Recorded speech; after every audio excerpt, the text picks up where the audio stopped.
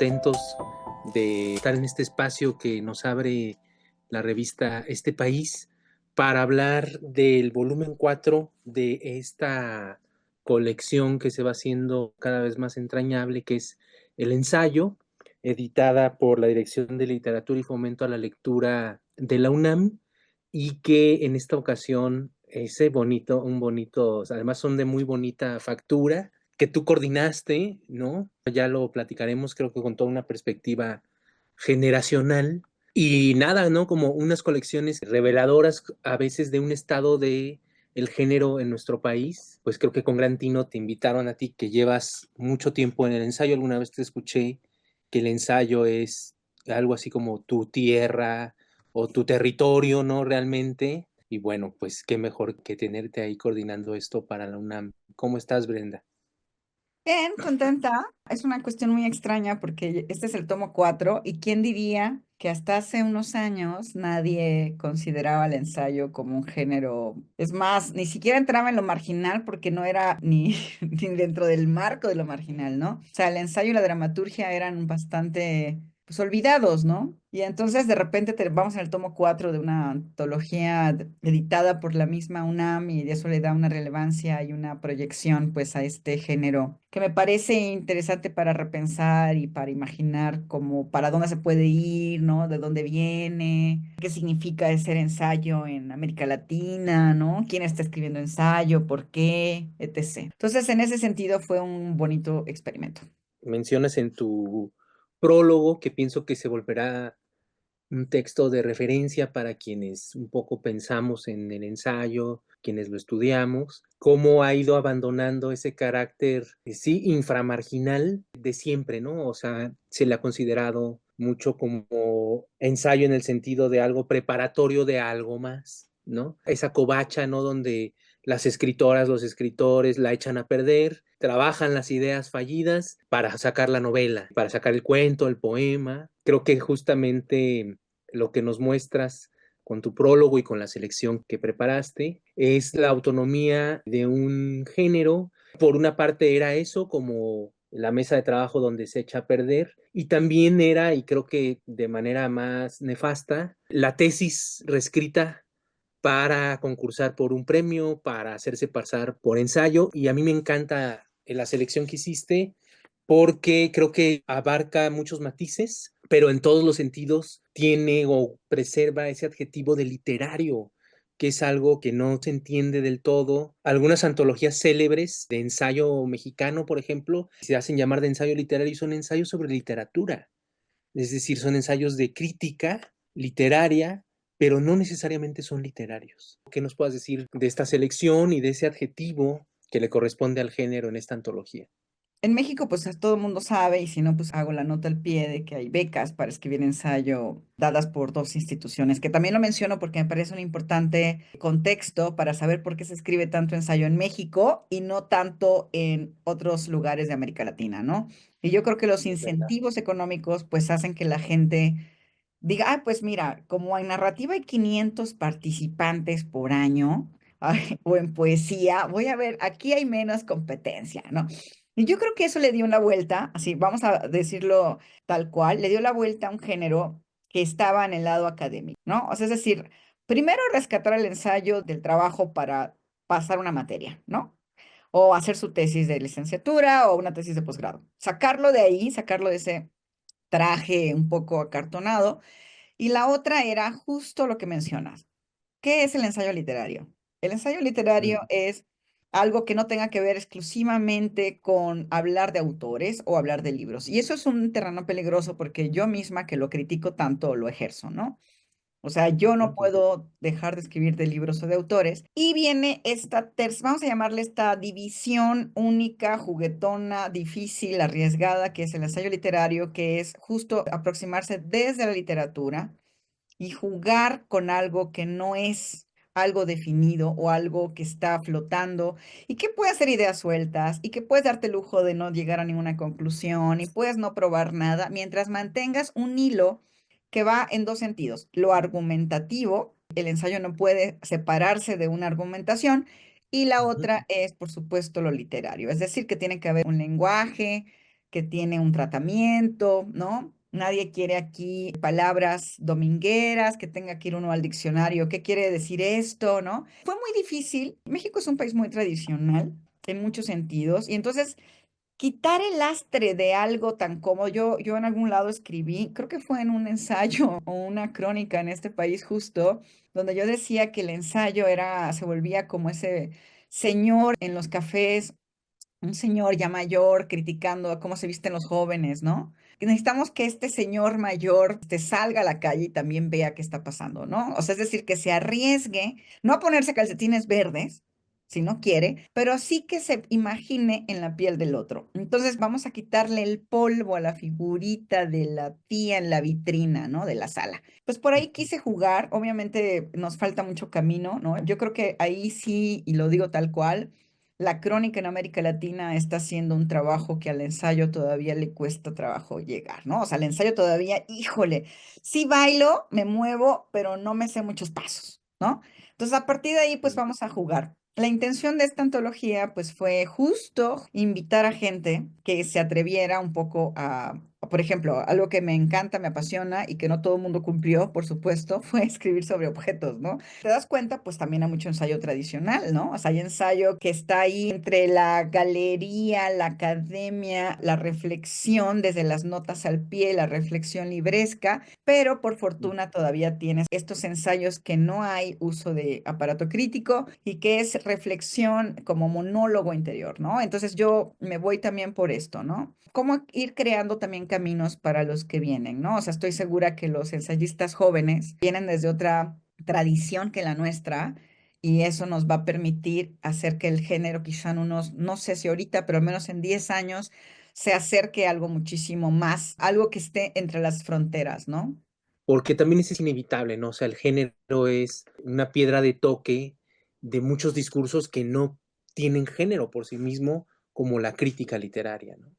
Y creo que encontramos muchas veces lo mejor de la crítica es aquello que adquiere la forma de un ensayo, ¿no? Y lo que encontramos en este volumen 4 son ejemplos de eso, al mismo tiempo que es un ensayo más libre, más juguetón quizás, que traza un arco muy amplio que sale también hacia la crónica, pone un pie algunos en la filosofía. La arenga era un género literario, ¿no? Entonces a mí me encanta la idea de alguien que está como, no sé, o sea, pienso incluso hasta en esto que está de moda, la comedia norteamericana, ¿no? La comedia Ujú, norteamericana para mí es un tipo de ensayo, que es un ensayo basado en la neurosis. O sea, es decir, en el ujú. discurso neurótico. Y el discurso neurótico, aparte del humor, pues tiene que tener un hilo argumentativo. Entonces, si lo pensamos, muchos de los grandes comediantes o de los comediantes más exitosos norteamericanos hacen un ensayo del yo, un ensayo obviamente de la experiencia, pero lo llevan también a algo un poco más, ¿no? Al ensayo de la crítica social, o sea, al ensayo de la identidad, ¿no? Que todavía, y lo digo ahí en el prólogo, y a mí me impacta mucho que todavía en este tiempo seguimos hablando de identidad latinoamericana, de identidades nacionales, de identidades de lengua, ¿no? Y luego viene la identidad de la diferencia sexual, ¿no? De la diferencia de género. Y entonces sí se vuelve una polémica en cómo nos seguimos viendo y cómo pensamos que nos ven los demás, ¿no? Entonces, sí me gusta imaginar el ensayo como esto que tú dices, ¿no? Vamos a empezar por algún lado y el ensayo es un lugar muy bueno para empezar. Claro, sí, es un espacio que es generoso y también algo que sentí cuando revisaba algunos de los ensayos, justamente que poco a poco se va transformando y va abandonando quizás ese yo tan omnipotente que había caracterizado al género en los últimos tiempos. Un poco se liberan, ¿no? De su autor para salir a la calle, para experimentar la realidad de otra manera. Es muy interesante, ¿no? Porque como que va marcando nuevos derroteros del género que quizás responden también como a otras necesidades que nos plantea nuestro horizonte contemporáneo, que es bastante exigente. No, y que también nos permita el no perder el humor, el no perder la crítica, la autocrítica, ¿no? Y no tomarnos todo tan en serio, porque si lo vemos históricamente, el ensayo siempre fue muy serio, ¿no? O sea, todavía las antologías de América Latina de ensayo hasta hace poco eran 70% hombres, 30% mujeres, y todavía no tengo nada en contra de los señores, me parece muy importante Enrique Sureña y Alfonso Reyes. Pero no puede ser que a esas alturas del partido lo sigamos incluyendo en antologías de ensayo contemporáneo, ¿no? O sea, ya pasaron muchas generaciones y pues habría que ver Ujú, qué más, ¿no? Esto que tú decías de la cuestión generacional es como un termómetro, ¿no? ¿Qué le interesa a una escritora de 20 años que acaba de entrar a la universidad? ¿Qué le interesa para escribir? ¿Qué le interesa a alguien transexual? ¿Qué le interesa a alguien de una comunidad migrante? Y entonces nos vamos yendo por estas micro, macro identidades que por supuesto tienen un discurso político y un discurso consigo mismo, ¿no? Armado consigo mismo, con un lenguaje propio ya perfilándose, ¿no? Ahora tú que estás sí, más sí, en yo creo contacto con alumnos más jóvenes, ¿no? que sí, aunque desconozco sus intereses profundos, eh, tendría que hacer una antología, invitarlos a escribir y seguro que ahí se revelaría algo más de su personalidad de lo que aparece en clase. Pensaba en esto que dices, creo que uno de los aciertos de la antología es que no es una antología cumplidora, en el sentido de que no está quien debería estar, quien esperamos que está, sino está llena de sorpresas. Bueno, hay algunos nombres muy reconocibles, personas que sabemos que cultivan el género, otras que no aparecieron, ¿no? Y que quizás uno las hubiera esperado. Me da la impresión como de una fiesta, ¿no? Un poco caótica, muy libre, a donde se invitó a estos y a estas ensayistas a colaborar. Y me cuadra mucho con esa metáfora muy bonita que me recuerda además la de Gutiérrez Nájera cuando hace la revista Azul y que invita a todas las generaciones precisamente a escribir en esta revista. Luego se la tomaron los decadentistas, opiómanos y tal, pero bueno, él hace la invitación a todo el mundo, a gente buena, y se llama Al pie de la escalera, esa editorial, y es la imagen de Gutiérrez Nájera justo al pie de la escalera, abriendo las puertas de una casa, que es esa casa azul de su revista, y esta metáfora se organiza un poco la antología en tres secciones, ¿no, Brenda? Escaleras, justamente, Así. balcones y ventanas, muros de carga. ¿Qué me dices de esa idea de la casa? Yo tomo en cuenta las tres antologías anteriores, ¿no? Que ahí sí están los que tú piensas que van a estar, ¿no? Entonces, si acaso la de Bone, que es más enfocada a gente que está jugando con el ensayo y la poesía, ¿no? Pero sí pensé en eso, yo decía, bueno, ¿cómo sería? ¿Cómo la armaría yo? Entonces justo pensé en Ujú, eso porque yo tenía una idea, como todo el mundo tiene una idea cuando es una antología, ¿no? Ah, yo quiero que todos los textos vayan para acá. Voy a ujú, invitar a ujú, todas estas personas y que ya cuando tenga todos los textos armados, van a ir todos para acá. Y entonces descubres, ujú, obviamente la gente tiene intereses diversos, obsesiones, ¿no? Neurosis, odios, ¿no? Fobias, filias, etc. Entonces yo descubrí cómo hago la distribución. Esa siempre es la parte de la antología que dices, ¿cómo hago eso? Cómo poner los ingredientes por separado. Primero había pensado yo en la idea de que a mí me gusta mucho lo de los ensayos leves, ¿no? Los ensayos ligeros. Es lo que yo quisiera ujú, practicar toda mi vida. O sea, este ensayo que se te puede desbaratar en la mano, pero te queda ahí una idea revoloteando quizá en la semana, ¿no? Y yo decía, no todos son ensayos ligeros, ¿no? No me podía ir ni por la levedad, ni fusilarla a Italo Calvino, sus 6 lecciones para el próximo milenio. Entonces se me ocurrió, yo tuve una experiencia vinculada a mi propio departamento, que fui acusada de haber tirado un muro de carga y nos fuimos a juicio. Y entonces, a partir de ahí me surgió la idea de, bueno, ¿y si un muro de carga no es un muro de carga, no? O sea, es decir, ¿qué es un muro de carga? Lo que sostiene. Es decir, es ujú, algo que tú no le puedes quitar a un edificio porque se viene abajo. Pero también son ujú, importantes las ventanas y los balcones porque dan hacia la calle. Pero también las escaleras, que además ahí sí le robé la idea a Vivian, a Benchunsham, que tiene un ujú, hermoso ensayo sobre las escaleras, publicado en los mejores ensayos de la UNAM. Y ella ujú, tiene esta ujú. idea de que ella vivía en un edificio y entonces ella, a partir de las escaleras de su edificio, hace la vida de los vecinos, ¿no? Pues también un poco pensando en qué pasa en las escaleras, es tener contacto con los vecinos aunque no quieras. Yo vivo en un lugar muy viejito donde yo no me entero que hay vecinos hasta que salgo y me los topo en las escaleras o en el portón, ¿no? Entonces yo digo, qué raro que luego nunca pienso en ellos. Uno nunca piensa cuando está en su propio espacio en el afuera hasta que sale. Y no es lo mismo enfrentarte a esos vecinos en las escaleras y tener esta conversación obligada de hablar del clima, etc. Y luego salir o asomarte a la calle y ver qué pasa, ¿no? Que ya chocó el carro porque yo vivo en una contraesquina, entonces siempre hay choques, es muy interesante. Entonces, esta cosa del mundo de afuera, pero adentro, entonces por eso fue el juego de la casa. Sí, un juego muy bonito. A mí me gustó mucho esa organización que además pienso que después habría que hacer una antología de las metáforas de la casa. Los contemporáneos en alguna carta, no sé quién es, si Cuesta o Pellicer, hacen la casa de contemporáneos y entonces fulano es el sótano porque nadie lo sabe realmente qué pasa con él. Me acuerdo que Novo es la azotea porque ahí se ponen los trapos al sol, ¿no? Es muy bonita esa idea del libro, de la antología, de lo grupal, como casa, con lo que tiene la casa de distinto, ¿no? Como en un mismo espacio, que es uno, pasan distintas cosas, como tú dices, no es lo mismo mirar al hueco de la escalera que asomarse a la ventana, que encerrarse en el cuarto o tirar muros de carga. Esperemos que la entrevista no ocurra una tragedia. Se ve sólida tu pared atrás. Esperemos que siga así. Bueno, Brenda, ¿dónde podemos conseguir la antología? ¿Quieras agregar algo más?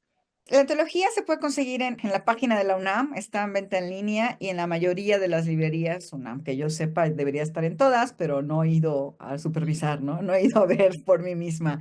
Como salió, estuvo lista para Guadalajara, entonces tiene por lo menos un mes, mes y medio que está moviéndose, ¿no? Entonces esperemos que en breve llegue a todos lados y bueno, ese sería lo ideal y obviamente en ferias de libro universitaria, seguro va a estar en minería y va a estar ahí en todos lados. Nos vamos a Jalapa en abril para hablar de la antología, entonces también estamos contentos, ¿no? Todos Ah, los qué bonito. habitantes de esta casa están contentos.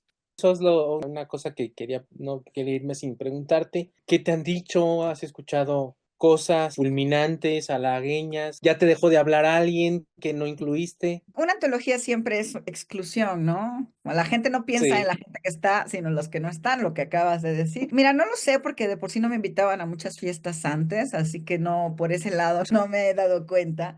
Ya te diré después, ¿no? No he recibido comentarios fulminantes. La gente me ha dicho simplemente que les gusta mucho un ensayo más que otro, por supuesto, ¿no? Oye, este me divirtió bastante, ¿no? No se me había ocurrido hablar de tal tema. Por ejemplo, uno de los más polémicos es el de Aira Franco, que odia los horóscopos, ¿no? La Sí. astrología. Entonces, en un momento dado, donde todo el mundo está del lado del pensamiento mágico, pues eso ha causado conmoción y por ahí, ¿no? ¿Qué experiencia? ¿Seleccionar cuánto tardaste haciéndola? Nos llevó como unos 10 meses. Por supuesto que me faltó gente, pero ya no me aceptaron el doble de participantes. Sí, me imagino que es algo que se queda ahí uno con ganas de incluir más gente. Habrá que decir que entre los datos duros, ahora que mencionas a María Negroni, que hay firmas hispanoamericanas, ¿no? De Brasil, de Chile, de Argentina. También al decir que algunos textos son recopilados, revistas sobre todo, de algunos otros libros y muchos también inéditos, como que es bastante completa en ese sentido. Y fíjate que los inéditos fueron el mayor regalo porque la UNAM, como pedimos textos que hayan sido publicados, y en realidad es más bien mayor divulgación de los textos ya hechos, ¿no? Muchos de ellos son de Ujú. revistas, si te das cuenta, también me parece importante hablar en un Sí. momento dado de la extinción de revistas literarias y aquí hay muchos textos que fueron publicados en revistas, está, no voy a hacerle mayor publicidad, pero están desde Casa del Tiempo, Letras Libres, Este País, la misma revista de la UNAM, que hay por lo menos tres de ahí, ¿no? Entonces, gente que conozco, Sí. hay gente cercana a mí, que también quise, de eso hablo en el prólogo, o sea, es decir, hay gente cercana a mí aquí, no tanto de que sean mis amigos y que vengan a comer todos los domingos, no, más bien cercana en el sentido de que nos hemos acompañado en la carrera y luego hay gente que apenas conocía, ¿no? Entonces, también tiene que ver mucho con este lugar común de que solo en las antologías uno invita a sus compadres o a sus comadres, ¿no? Y en este Ujú, caso hay ujú. gente que no conozco ni en persona. Es más, en persona no sé si me van a caer bien, pero eso lo dejaré para otra ocasión. No, pues a la casa entra conocidos, desconocidos, entra de todo. Pues es una celebración, querida Brenda, tener este volumen 4. Creo que ha sido una selección muy interesante, muy variada, que nos dejará acercarnos a un estado del género en México, pero también simplemente leer con placer, casi casi que abriendo al azar, uno encontrará cosas muy distintas, pero todas ellas muy atractivas, creo, y muy bien hechas, muy bien escritas. Y eso creo que tiene mucho valor. O sea, lo imagino como, hablando de estudiantes, es como un gran texto introductorio, por ejemplo, para presentar qué es un ensayo literario, sin tener que ir a Reyes o a Enrique Sureña, a Torri, ¿no? Que quizás ya nos queda lejos el maestro, pues hay que celebrarla, ¿no? Está, tiene poco circulando y esperemos que se mueva mucho, que la veamos en muchas ferias, en muchas librerías, en muchos paquetes llegando a casas. Muchas gracias, pues que esperemos que sí. Muchas gracias a la revista por esta oportunidad de hablar de esta antología. Muchas gracias a este país que, como bien citabas, es uno de los espacios que sobreviven en México para publicar literatura y publicarla muy bien editada, con mucho esfuerzo de difusión. Agradecer mucho a este país.